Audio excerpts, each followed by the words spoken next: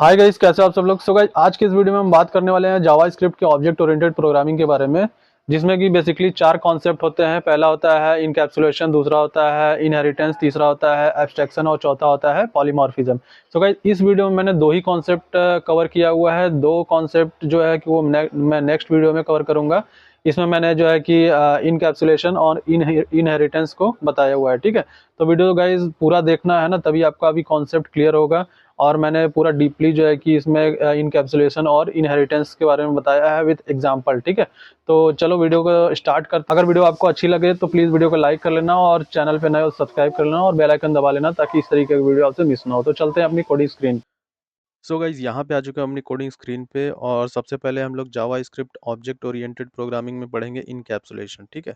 So guys encapsulation के लिए मैं आपको एक एग्जांपल देता हूँ। जैसे कि मान के चलो आपकी मम्मी ने कोई एक स्पेशल डिश बनाया हुआ है, तो और उन्होंने बना करके उसको हॉल वाले टेबल पे रख दिया। ठीक है, अब वहाँ पे देखो रखने के बाद जो घर के मेंबर हैं वो भी जो है कि उस डिश को खा सकते हैं, है ना।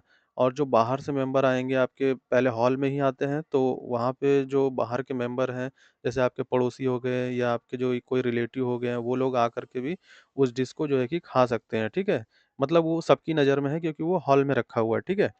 और अगर मैं आपसे यहीं पे ये बोलूँ कि अगर मम्मी ने जो डिश बनाया है उसको बना करके उन्होंने फ्रिज में रख दिया या कोई ऐसी जगह पे रख दिया जो कि सिर्फ घर के मेंबर ही जानते हैं, ठीक है? तब तो पड़ोसियों की नज़र उस पे नहीं पड़ेगी और ना ही वो उसको जो है कि खा भी सकते हैं, ठीक है? तो यहाँ पे सिर्फ घर के मेंबर को ही पता होगा कि मम्मी ने जो स्पेशल डिश बनाया है वो कहाँ पे रखा है, और सिर्फ वही जो है कि उनको खा पाएँगे, ठीक है? तो इतना बात आपको समझ में आ गया? तो यहाँ पे जो हम इनकैप्सुलेशन पढ़ने वाले हैं उसका भी सिंपल सा ये फंडा है कि जैसे मान के चलो हमने यहाँ पे लेट बैलेंस नाम से जो है कि अ, एक वेरिएबल बना दिया, ठीक। और वेरिएबल बनाने में देखो उसके बाद मैंने एक फंक्शन बना दिया, ठीक है। तो डिपॉजिट नाम से, तो अब ये जो है कि ओपन है, ठीक है, ये हॉल वाले टेबल पे रखा हुआ है डिश। इसको जो है कि कोई भी जो है कि बाहर का मेंबर भी आकर के जो है कि इसको एक्सेस कर सकता है, इसको खा सकता है, ठीक है? आप लोग खाने का मत लेना क्योंकि यहाँ पे जो है कि ये प्रोग्रामिंग लैंग्वेज है, तो इसको एक्सेस कर सकता है बेसिकली, ठीक है? बैलेंस में कुछ भी डाल सकता है और उसके बाद जो इस फंक्शन को एक्सेस करके वो अपना जो है कि आपका बैलेंस चेक कर सकता है, ठीक है? तो ये आपका जो है ये ओपन फंक्शन है, ठीक है? तो इतना बात आपको समझ में आ गया, है ना? कि कोई भी इस जो वेरिएबल है, फंक्शन है, उसको एक्सेस कर सकता है, ठीक है? अब देखो मैं आपको ना इसका एक पहले रन करके दिखाता हूँ कि क्या आता है, ठीक है? देखो जैसे 200 आ गया, ठीक? अब हमने जो एक फंक्शन बनाया उसमें एक अमाउंट पास कर दिया 200 का, और 200 उसमें गया और उसने बैलेंस में जो भी था, मतलब पहले तो 0 से इनिशियलाइज़ होगा, फिर वो उसने अ, उसको प्लस करके 0 में प्लस करके 200 को दे दिया 200, ठीक है। अब देखो कंसोल डॉट लॉग करें, मैंने फंक्शन को भी एक्सेस कर लिया। अब देखो मैं वेरिएबल को भी एक्सेस कर रहा हूँ, बैलेंस वाले को भी एक्सेस करूँगा, तब पर भी देखो वो 200 दे रहा है, ठीक है। तो अब आप देखो कि ये जो है वो हॉल वाला मटेरियल है, ठीक है। इसको कोई भी जो है कि यूज कर सकता है, लेकिन अब देखो यहाँ पे मैं अगर इसको रैप कर दूँ क्लास से, ठीक है? अब देखो यहाँ पे क्लास मैं बना रहा हूँ, और देखो क्लास का आप लोग सिंटैक्स वगैरह देख लेना गाइस, क्योंकि ये ऑब्जेक्ट ओरिएंटेड है, तो ये थोड़ा-सा ध्यान से आपको ये चीज़ देखना पड़ेगा कि क्लास हमने लिखा है स्मॉल लेटर में, और बैंक अकाउंट में जो क्लास का जो फर्स्ट नेम होता है, जैसे बी है यहाँ पे बैंक अकाउंट, ठीक है? ये जो है पास्कल केस में होता है, बी जो है वो कैपिटल होता है, ठीक है? तो यहाँ पे बैंक अकाउंट, ठीक है? उसके बाद आपने कर्ली ब्रेसेस के अंदर इसको रैप कर दिया, एक स्पेस बना दिया जहाँ पे कि आप इसके अंदर अपना जो भी प्रोग्रामिंग है, वेरिएबल है, फंक्शन है, इसके अंदर आप डाल दो, ठीक है? तो इतना करने के बाद गाइस देखो, अब आपका क्या हो गया, ये जो वेरिएबल है या जो फंक्शन है, ये जो है वो प्रोटेक्ट हो गया, है ना? सेफ हो गया। अब इसको जो है कि आप ऐसे समझो कि मम्मी ने फ्रिज में रख दिया है, ठीक है? अब बाहर वालों को इसको यूज़ करने से पहले आपके मम्मी की परमिशन लेनी पड़ेगी, ठीक है?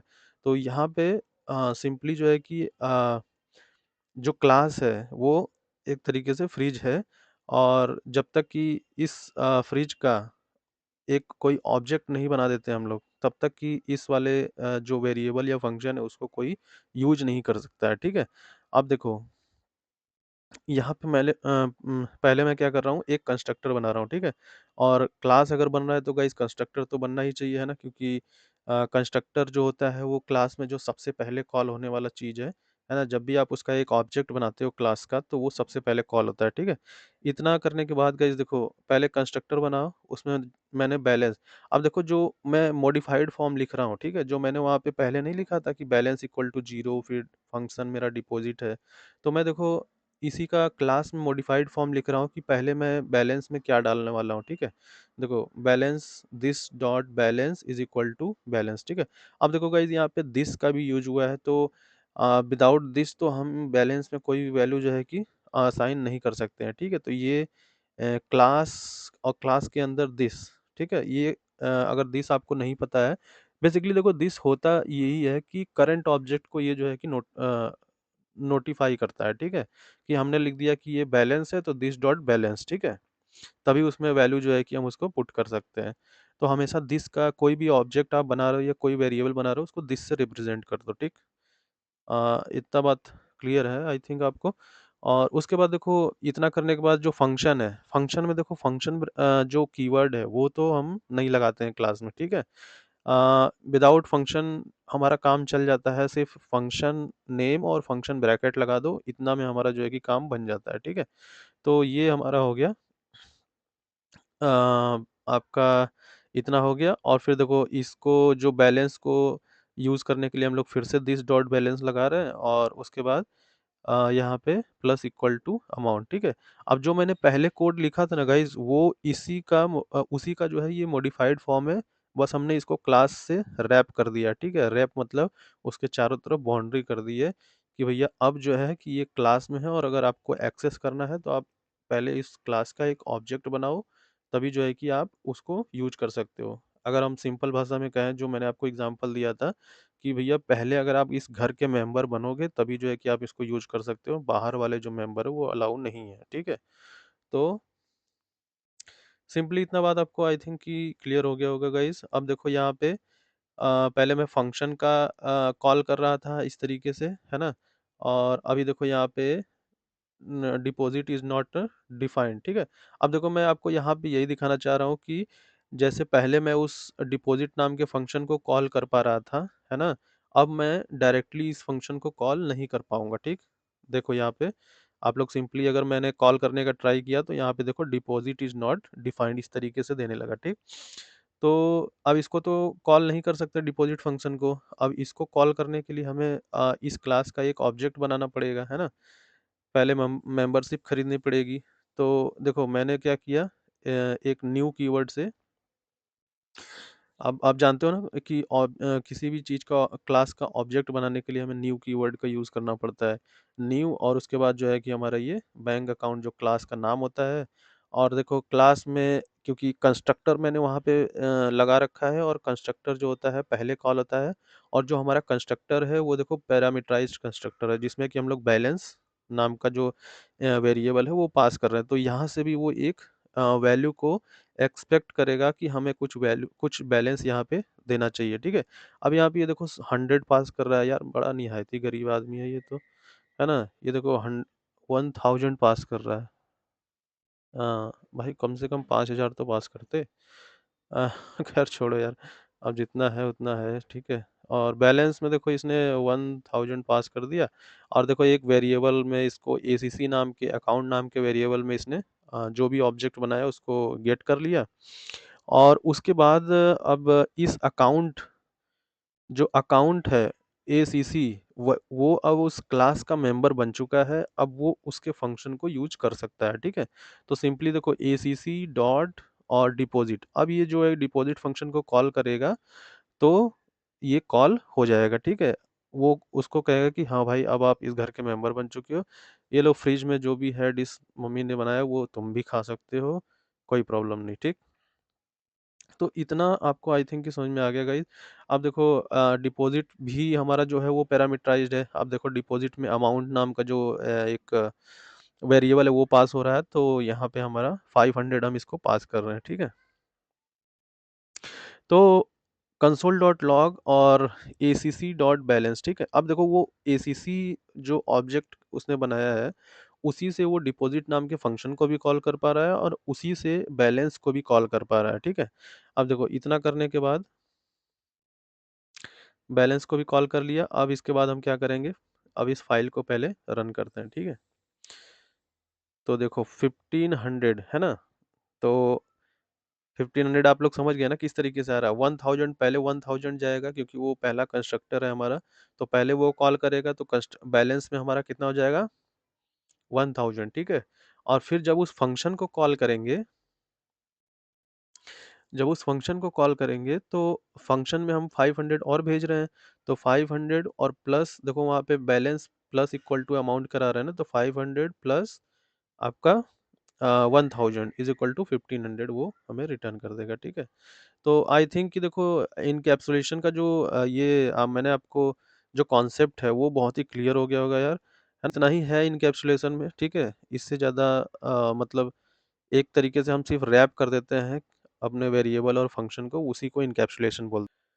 अब देखो गाइज यहाँ पे हम लोग दूसरा जो जावा स्क्रिप्ट ओप्स का जो कॉन्सेप्ट है वो पढ़ने वाले हैं, ठीक है। तो दूसरा जो कॉन्सेप्ट है वो है इनहेरिटेंस, ठीक है। अब देखो इनहेरिटेंस के बारे में मैं थोड़ा सा आप लोग को बता दूं कि यहाँ पे जो है पेरेंट चाइल्ड का कॉन्सेप्ट होता है, ठीक है।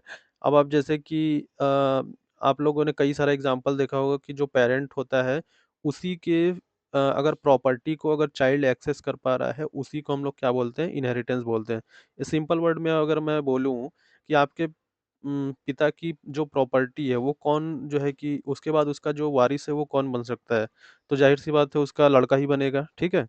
तो यहाँ पे भी सिंपल है कि जो पेरेंट है जो चाइल्ड है वो अपने पिता की प्रॉपर्टी को एक्सटेंड करता है और वही जो है सिर्फ उसका जो है कि वारिस हो सकता है, उसके अलावा कोई नहीं हो सकता है, ठीक है। तो यहाँ पे भी सिंपल वर्ड में अगर आप देखोगे, जैसे मैं आपको एक एग्जांपल दे रहा हूँ यहाँ पे कि क्लास एनिमल मैंने बना लिया, ठीक है, एनिमल्स। और मैंने वहाँ पे एक फंक्शन बनाया कि स्पीक, ठीक है। स्पीक्स नाम का जो फंक्शन बनाया उसमें मैंने कंसोल डॉट लॉग करा रहा हूँ एनिमल मेक्स साउंड, ठीक है। अब देखो एक क्लास है और उसके अंदर एक फंक्शन है, इतना बात आपको क्लियर है। और उसके बाद देखो मैं एक दूसरा क्लास बनाऊंगा, ठीक है। तो जो एनिमल है गाइज वो हमारा क्या है, पेरेंट क्लास है, ठीक है। और जो जो डॉग है, देखो यहाँ पे मैंने क्लास डॉग बनाया, डॉग जो है हमारा क्या है, वो चाइल्ड क्लास है, ठीक है। अब देखो चाइल्ड क्लास है तो जो डॉग है वो एक्सटेंड कर रहा है प्रॉपर्टी किसकी, अपने पेरेंट्स की, ठीक है। तो एक्सटेंड किया, ये एक्सटेंड कीवर्ड आप लोग गाइस ध्यान रखना। जब भी हम किसी क्लास को इनहेरिट करते हैं मतलब उसकी प्रॉपर्टी को गेट करते हैं अपने अंदर, तो ये जो है कि हमारा एक्सटेंड कीवर्ड जो है कि यूज होता है, ठीक है। तो ये कीवर्ड आप लोग बहुत ध्यान से देखना, क्लास डॉग एक्सटेंड एनिमल, ठीक है, एनिमल्स। तो देखो यहाँ पे डॉग ने एक्सटेंड कर लिया एनिमल्स को, तो अब क्या होगा, यहाँ पे भी मैं एक फंक्शन बनाता हूँ जिसका कि नाम है बार्क, ठीक है। अब देखो यहाँ पे रिलेशनशिप आपको समझ में आ रहा है ना कि जो बार्क मतलब जो होता है ना कि एनिमल कैसे साउंड निकालता है, जैसे अब डॉग है तो वो क्या करता है, बार्क करता है मतलब भौंकता है।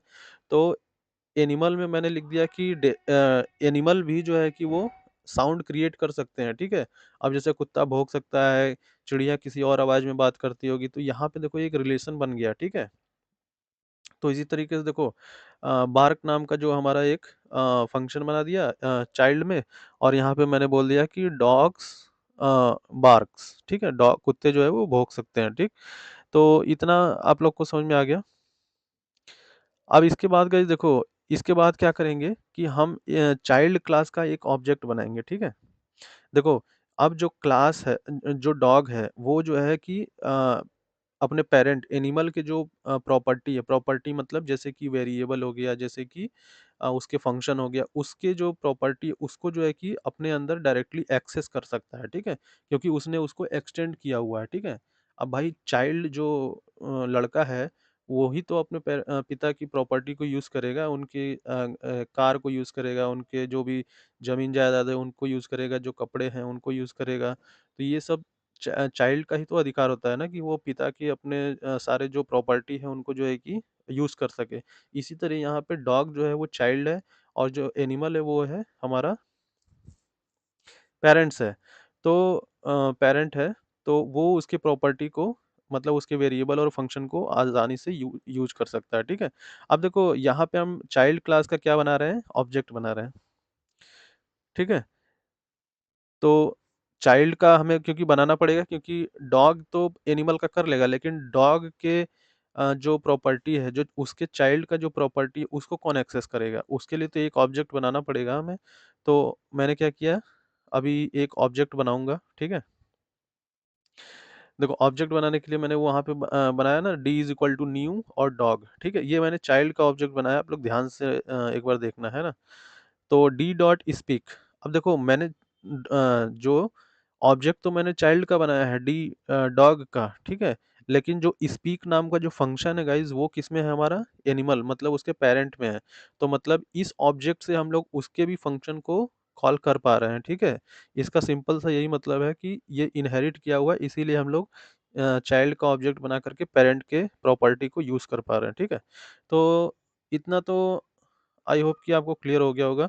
अब देखो जब हम लोग रन करते हैं ना, तो देखो यहाँ पे लिखा भी है कि एनिमल मेक साउंड, ठीक है। जो हमने वहाँ कंसोल में दिया था पेरेंट क्लास में, वो हमारे यहाँ पे कंप्लीटली जो है कि शो कर रहा है, ठीक है। अब ये जो है चाइल्ड जो है अपने खुद के भी प्रॉपर्टी को यूज कर सकता है, तो डी डॉट अगर बार्क मतलब उसके अंदर जो फंक्शन है उसको भी अगर हम लोग कॉल करें, तो वहाँ वो भी रिजल्ट दिखाएगा, ठीक है। तो है ना सिंपल कितना। आगे मैं जो आपको बताऊंगा ना, वो एक थोड़ा सा एडवांस है, ठीक है। अब देखना, अब देखो जैसे कि ये जो स्टैटिक मैं लगा रहा हूँ ना, यस, STATIC, स्टैटिक भी एक कीवर्ड होता है गाइज, ये भी आप लोग ध्यान में रखना, ठीक है। स्टैटिक कीवर्ड से होता ये है कि जैसे हमने किसी अगर फंक्शन को या किसी वेरिएबल को अगर स्टैटिक दे दिया, तो हम उस वाले जो फंक्शन या वेरिएबल है उसको डायरेक्टली एक्सेस कर सकते हैं, ठीक है। अब जैसे एनिमल पेरेंट है, ठीक है, और स्टैटिक जो है वो मान के चलो ऐसा है कि वो एक घर का मेंबर है, ठीक है। अगर हम स्टैटिक किसी के ऊपर लगा देते हैं, तो वो डायरेक्टली उस फंक्शन को जो है कि यूज कर सकता है, ठीक है। उसको ऑब्जेक्ट भी बनाने की जरूरत नहीं पड़ेगी। अब देखो कैसे, जैसे मान के चलो मैंने स्टैटिक यहाँ पे लगा दिया, स्टैटिक और स्पीक कर दिया, ठीक है। स्पीक जो उसका फंक्शन था, उससे पहले मैंने स्टैटिक लगा दिया, ठीक है। अब देखो इसका ऑब्जेक्ट मैं नहीं बनाऊंगा, है ना, चाइल्ड क्लास का मैं ऑब्जेक्ट नहीं बनाया हूँ, और मैं डायरेक्टली जो है उसको कॉल कर रहा हूँ, ठीक है। देखो जो हमारा चाइल्ड है, जो डॉग है, उससे जो है कि मैं डायरेक्टली जो है उस स्पीक को कॉल कर सकता हूँ, ठीक है। देखो डॉग नाम का जो कीवर्ड है हमारा क्लास, वो डॉट स्पीक। अब चाइल्ड जो है वो पेरेंट के जो फंक्शन है उसको जो है डायरेक्टली कॉल कर सकता है, उसको ऑब्जेक्ट बनाने की जरूरत नहीं है। यहाँ पे थोड़ा सा आप लोग ध्यान देना और ध्यान से देखना, है ना। तो इतना करने के बाद गाइस देखो, अब मैं फिर से इस फाइल को रन करूंगा ना। ओ क्या लिखा गया ये, हाँ फिर से इस फाइल को रन करूंगा, देखो मेरा सेम आंसर आ रहा है, एनिमल मेक साउंड, ठीक है। तो स्टैटिक कीवर्ड को भी आप लोग ध्यान रखना, जब भी कभी कोई क्लास अपने पेरेंट को इनहेरिट करता है, तो वो उसके स्टैटिक मेथड या स्टैटिक वेरिएबल को डायरेक्टली एक्सेस कर सकता है विदाउट ऑब्जेक्ट बनाए हुए, ठीक है। इतना बात आप लोग ध्यान में रखना, ठीक है। अब ये तो हो गया। अब मैं यहाँ पे लिख देता हूँ कि इनहेरिट विथ स्टैटिक, ठीक है। अब स्टैटिक के बाद एक कीवर्ड हमारे पास और है, जैसे कि ये कीवर्ड नहीं, ये बेसिकली कॉन्सेप्ट है ओवरराइडिंग का, ठीक है। अब देखो यहाँ पे स्टैटिक मैंने हटा दिया, और ये जो स्पीक है उसी को मैंने कॉपी कर दिया, स्पीक नाम के जो फंक्शन है उसी को मैंने कॉपी कर दिया चाइल्ड में भी, ठीक है। अब आप से एक क्वेश्चन है कि अगर मैं ऑब्जेक्ट डॉग का ऑब्जेक्ट बनाऊं और उसको जो है कि स्पीक मेथड को कॉल करूं, तो वो किसका मेथड कॉल करेगा, पेरेंट का करेगा कि चाइल्ड का करेगा, ठीक है। तो जल्दी जल्दी मुझे कमेंट करके बता दो यार, और इसके बाद हम लोग आंसर देखने ही वाले हैं, ठीक है। तो आपका टाइम अभी स्टार्ट हो चुका है, जब तक ये ऑब्जेक्ट मैं बना रहा हूँ तब तक आप कमेंट करो जल्दी से। तो देखो यहाँ पे मैंने डॉग का एक ऑब्जेक्ट बना लिया, फिर डी डॉट अभी क्या है स्पीक, ठीक है। अब मैंने इस स्पीक नाम के मेथड को कॉल कर लिया ऑब्जेक्ट बना करके, ठीक है। अब देखो यहाँ पे रिजल्ट वो किसका देगा, तो वो रिजल्ट हमेशा किसका देगा, चाइल्ड का देगा। मतलब आप समझो ना कि ओवरराइड कर रहा है, ठीक है। जो पेरेंट का जो ब्रेक मेथड है, सॉरी स्पीक मेथड है, चाइल्ड उसी को ओवरराइड कर रहा है, उसी पे ओवरराइड कर रहा है, ठीक है? और उसके बाद गाइस देखो अब हम क्या करेंगे, सुपर कीवर्ड का यूज़ करेंगे, ठीक है? देखो जैसे वहाँ पे सुपर कीवर्ड मैंने लगा दिया। अब देखो यहाँ पे जो चाइल्ड है, चाइल्ड में मैं क्या कर रहा हूँ, सुपर डॉट स्पीक, ठीक है? अब देखो सुपर कीवर्ड करता क्या है, सुपर कीवर्ड जब भी हम लगाते हैं चाइल्ड में, तो वो जो है पेरेंट के कंस्ट्रक्टर को कॉल करता है, ठीक है? अब देखो वहाँ पे पेरेंट पे कंस्ट्रक्टर तो है नहीं, है ना? तो वो इंटरनली कॉल करता है, वो हमें दिखता नहीं है, लेकिन इंटरनली यही काम हो रहा है, ठीक है? वो उस अपने पेरेंट के कंस्ट्रक्टर को कॉल कर रहा है। लेकिन अब जब सुपर कीवर्ड हम लोग लगा दिए, ठीक है? तो वो अपने पेरेंट के जो हमारा फंक्शन है, जो मेथड है, उसको जो है डायरेक्टली कॉल कर सकता है, ठीक है? देखो यहाँ पे लिख रहा है कॉल पेरेंट क्लास मेथड, ठीक है? तो ये जो है कि क्या कर रहे हैं हम लोग, पेरेंट क्लास का जो मेथड है उसको जो है कि यहाँ पे कॉल कर रहे हैं चाइल्ड में, ठीक है? अब देखो इसने कोई ऑब्जेक्ट नहीं बनाया, कोई भी कुछ भी अभी तक बनाया नहीं है, है ना? जिससे कि वो, जैसे हम लोग पहले ऑब्जेक्ट बना के करते थे, लेकिन अब सुपर कीवर्ड से हम क्या कर रहे हैं, डायरेक्टली अपने पेरेंट क्लास के मेथड को कॉल कर पा रहा है चाइल्ड, ठीक है? तो इतना करने के बाद गाइस देखो अब हम क्या करेंगे, पहले इसको क्या करते हैं, रन करते हैं और देखो आ गया ना एनिमल मेक साउंड, पहले क्या था, डॉग बार्क्स था पहले, अब एनिमल मेक साउंड भी आ गया, ठीक है? इतना करने के बाद गाइस देखो, अब मैं यहाँ पे ना एक कंस्ट्रक्टर ले लेता हूँ, एनिमल जो हमारा पेरेंट क्लास है, एक कंस्ट्रक्टर ले लेता हूँ, ठीक है? अब देखो सुपर कीवर्ड का ना मैं आपको एक और जो है कि एग्जांपल दे रहा हूँ, और एग्जांपल नहीं है, ये मतलब दूसरा फीचर है बेसिकली, ठीक है? एक तो ये सुपर कीवर्ड का हो गया कि कॉल पेरेंट क्लास मेथड, मतलब अपने पेरेंट क्लास के मेथड को डायरेक्टली कॉल कर सकता है, ठीक है? अब जो दूसरा इसका फीचर है सुपर कीवर्ड का, देखो यहाँ पे कंस्ट्रक्टर नेम और name is equal to this name लिख दिए, ठीक है? अब देखो यहाँ पे डॉग में भी हम एक क्या बना रहे हैं, कंस्ट्रक्टर बना रहे हैं, ठीक? इतना करने के बाद गाइस देखो अब हम क्या कर रहे हैं, सुपर नेम, ठीक है? अब यहाँ पे हम लोग एक नाम पास कर देंगे, ठीक है? जैसे हमने चाइल्ड का एक ऑब्जेक्ट बनाया और ऑब्जेक्ट में मैंने क्या कर दिया, अपना नाम पास कर दिया, ठीक है?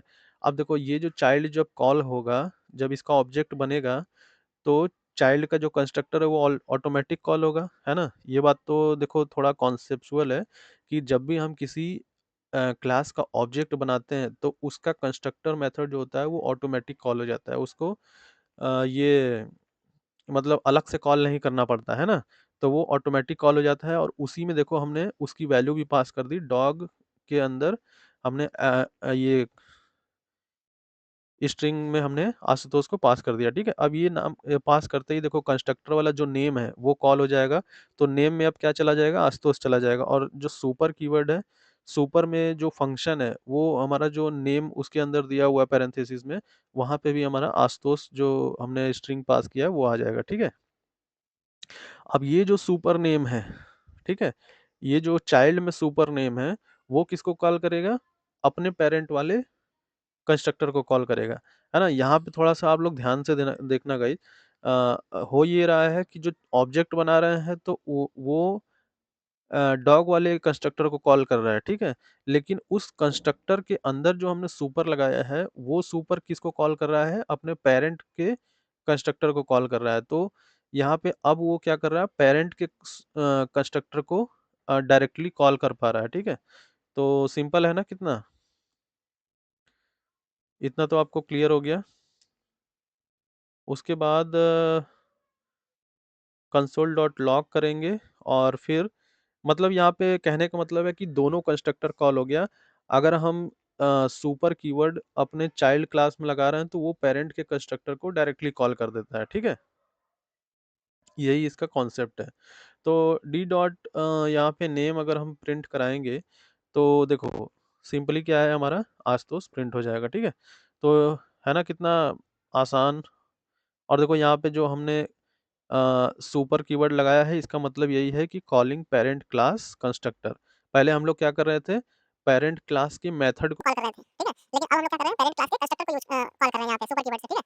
अगर सुपर कीवर्ड में डायरेक्टली हम कोई ऐसा पास कर देते हैं, पैरेंथेसिस में आर्गुमेंट पास कर देते हैं, तो वो कंस्ट्रक्टर मेथड के सॉरी पेरेंट क्लास के कंस्ट्रक्टर मेथड को कॉल कर लेता है, ठीक है? और अगर हम सुपर डॉट उसके फंक्शन को कॉल करना चाहें तो डॉट लगा के कॉल कर सकते हैं। तो है ना कितना एकदम सिंपल सा। और अगर अगर वीडियो आपको अच्छी लगे तो प्लीज़ वीडियो को लाइक कर लेना और चैनल पे नए हो सब्सक्राइब कर लेना और बेल आइकन दबा लेना ताकि इस तरीके की वीडियो आपसे